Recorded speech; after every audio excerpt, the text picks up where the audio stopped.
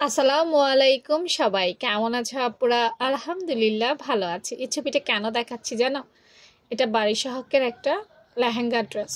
তো পেছনে এরকম বড় গলা পরতে পছন্দ করো না কে? অনেকেই আছো এই বড় গলা পরতে পছন্দ করো, যারা ফ্যাশনেবল আপু তাদের জন্য বলছি। বিশেষ করে আমার হিন্দু আপুরা এই ধরনের বড় গলা পছন্দ করো।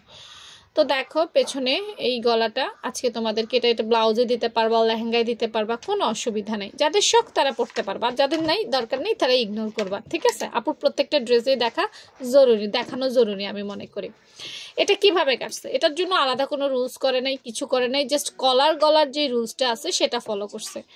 গলার রুলস ফলো করার পর দেখো গলাটা অনেক লম্বা নিছে।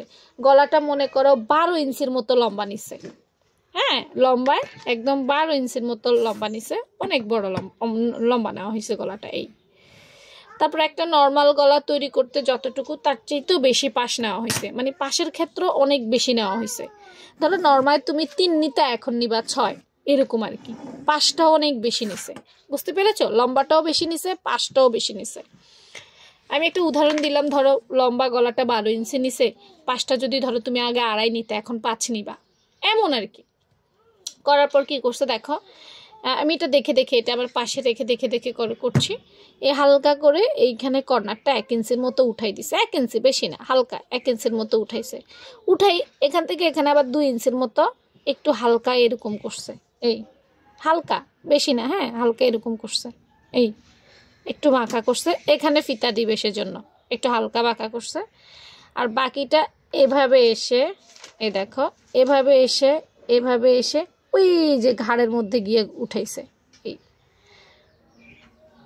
এই ঘাড়ের মধ্যে উঠাইছে। এই ঘাড়ের মধ্যে উঠানোর কারণেই আমি তোমাদেরকে বলছি এটা কলার যাবে। অনেকে দেখে ভাববে এটাতে নর্মাল রুলস ফলো করবে। নর্মাল রুলস ফলো করলে কিন্তু এটা ঘাড়ে টান খাবে। এই দেখো এটা কলারের রুলস ফলো করছে, দেখছো? কলারের রুলস। হ্যাঁ, বাস হয়ে গেছে এই গলাটা।